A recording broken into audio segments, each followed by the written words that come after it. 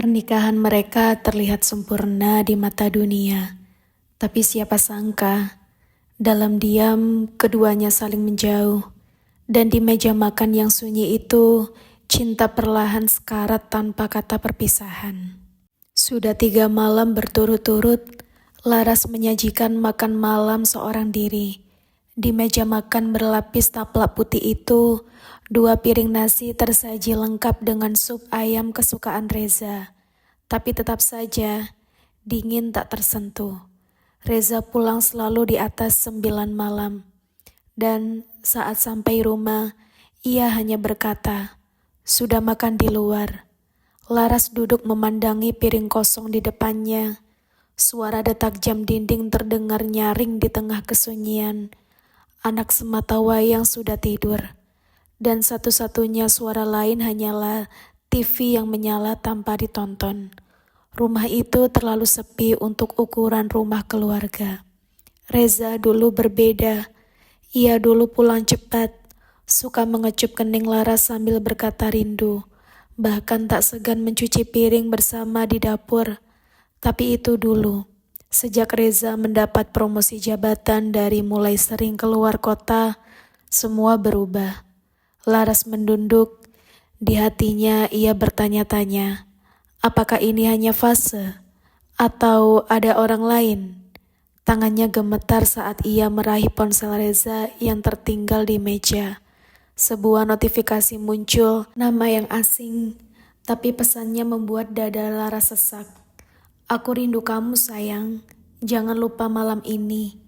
Laras menggenggam ponsel itu erat, seolah sedang memegang bara. Matanya tak lepas dari pesan yang baru saja muncul. Jemarinya gemetar, antara ingin membuka percakapan lebih dalam atau segera mengembalikan ponsel itu ke tempat semula. Tapi hatinya sudah terlanjur retak. Ia tak butuh bukti lebih banyak. Satu kalimat dari wanita asing itu sudah cukup membuatnya merasa seperti orang asing di rumah sendiri. Ia menaruh ponsel itu pelan di meja, lalu berdiri, berjalan menuju kamar anaknya. Di balik selimut, Laras menatap wajah polos si kecil yang tertidur pulas. Ada luka yang langsung menganga dalam hati seorang ibu saat tahu kebahagiaan rumah yang ia pertahankan nyaris roboh. Tapi demi anak itu, Laras tahu ia tak bisa gegabah. Esok harinya, Laras menjalani hari seperti biasa. Ia menyiapkan sarapan, membangunkan anak, dan menyambut Reza dengan senyuman tipis. "Mas, mau sarapan dulu atau langsung mandi?" tanyanya lirih. Reza hanya menggeleng. "Gak usah, aku buru-buru." Laras tersenyum pahit. Dulu, Reza selalu mencubit pipinya tiap pagi. Kini bahkan menatap wajahnya pun tak sempat. Dalam hati, Laras mulai bersiap. Jika badai benar datang, ia harus kuat berdiri. Hari Sabtu datang, tapi tak ada kehangatan seperti akhir pekan dulu. Reza berpamitan dengan cepat, berdalih ada pertemuan mendadak dengan klien di luar kota.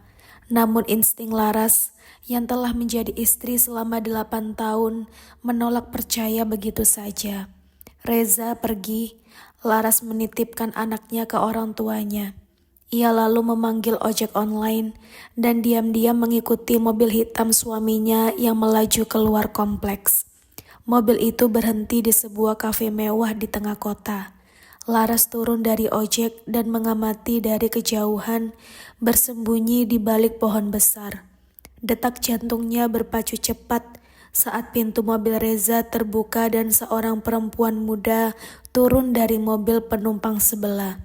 Perempuan itu tinggi, berambut panjang, berpakaian anggun, namun menggoda. Reza menyambutnya dengan senyum yang tak pernah lagi ia tunjukkan pada Laras. Dan saat tangan Reza menggenggam jemari perempuan itu, Laras tahu ini bukan sekedar klien. Air matanya jatuh, tapi ia tak bersuara. Tubuhnya lemas, tapi kakinya tetap berdiri. Hatinya retak, tapi pikirannya kini jernih. Reza telah menyimpan rahasia yang selama ini hanya ia curigai. Malam itu, Laras kembali ke rumah lebih dulu dari Reza. Ia menyiapkan makan malam, bukan karena berharap Reza akan duduk dan makan bersamanya, tapi karena ingin segalanya terlihat biasa. Meskipun hatinya sedang porak-poranda, jam menunjukkan pukul 21.43. Ketika Reza membuka pintu rumah, Laras duduk di meja makan dengan wajah tenang. Meski matanya sembab, "Mas, makan dulu.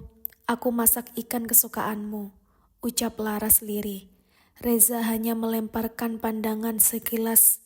"Aku udah makan tadi," jawabnya dengan dingin. Laras mengangguk. Tak ada arah marah, tak ada air mata, hanya keheningan yang begitu menusuk. Beberapa menit kemudian, Reza masuk ke kamar dan membaringkan diri. Laras menyusul, duduk di tepi ranjang. "Mas," ucapnya dengan pelan. Kalau suatu hari aku pergi, Mas bakal cari aku nggak?" Reza membuka mata, menatap langit-langit. "Ngapain nanya kayak gitu?" Laras menatap suaminya, mencoba mencari sisa cinta di mata itu. Tapi yang ia temukan hanyalah kosong. Dan diam Reza malam itu lebih menyakitkan dari ribuan kalimat perpisahan. Keesokan harinya, Laras bangun lebih awal. Ia menyiapkan sarapan seperti biasa, membangunkan anak, lalu mencium kening kecil itu dengan lembut. Tapi ada yang berbeda pagi itu. Di meja makan, Reza menemukan sepucuk surat tertulis tangan, bukan pesan panjang, hanya beberapa baris yang cukup membuat Reza terpaku. "Aku lelah menjadi istri yang tidak terlihat. Aku butuh waktu untuk mengingat siapa diriku sebelum semuanya hilang.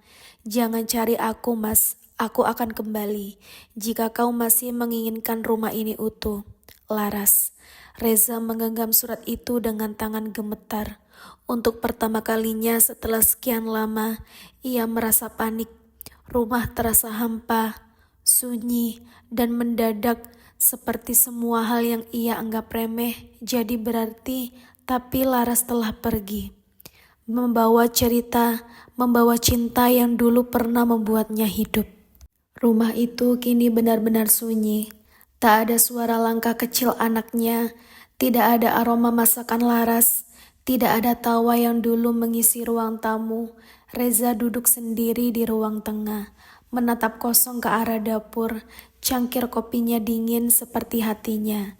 Ia mencoba menelpon Laras, tapi hanya masuk ke pesan suara. Di balik kesibukan, Reza tak sadar bahwa ia telah membunuh cinta perlahan, bukan karena selingkuh semata, tapi karena ia tak lagi hadir. Kini Laras benar-benar pergi, dan penyesalan datang dalam diam yang menggigit. Reza membuka lemari pakaian Laras. Masih ada sisa aroma tubuh istrinya di sana. Ia meremas ujung baju tidur yang tergantung, dadanya sesak. Bayangan wajah Laras terus menghantui setiap sudut rumah. Kini ia sadar, kehilangan itu terasa paling menyakitkan saat semuanya sudah terlambat. Seminggu berlalu, Reza menerima sepucuk surat dari Laras. "Mas, aku mencintaimu. Tapi cinta saja tak cukup jika tak dihargai. Aku butuh bukti, bukan janji." Reza menggenggam surat itu. Di matanya ada nyala tekad yang mulai hidup kembali. Ia ingin menebus semuanya. Reza berdiri di depan rumah mertua, membawa sentakai bunga dan wajah penuh penyesalan. Anak mereka berlari kecil menyambut, sementara Laras berdiri di ambang pintu. Mata mereka bertemu. Tak ada kata, hanya isyarat hati yang saling memahami. Cinta itu belum mati, masih bisa diselamatkan. Laras duduk di taman rumah orang tuanya, menatap Reza yang kini lebih sering diam, namun penuh usaha. Sudah seminggu sejak pertemuan itu di depan pintu, Reza tak hanya datang sekali. Setiap hari, ia hadir, membantu, menemani, mendengarkan, tanpa banyak janji, hanya tindakan. Suatu sore, Reza menyerahkan sebuah buku kecil kepada Laras. Di dalamnya ada tulisan tangannya setiap hari tentang penyesalan, kenangan, dan rencana untuk berubah. Aku tak minta kamu percaya sekarang, kata Reza dengan lirih. Tapi aku akan terus memperjuangkanmu, Laras, karena aku tahu aku yang menghancurkan dan aku yang harus membangunnya kembali. Laras menatapnya dengan mata basah. Aku bukan wanita sempurna, Mas, tapi aku istri yang ingin diperjuangkan, bukan diabaikan. Mereka berpelukan dalam senja yang hangat, bukan akhir, tapi awal yang baru. Rumah itu tidak lagi hanya bangunan, tapi tempat itu adalah tempat dua hati belajar mencinta untuk sekali lagi.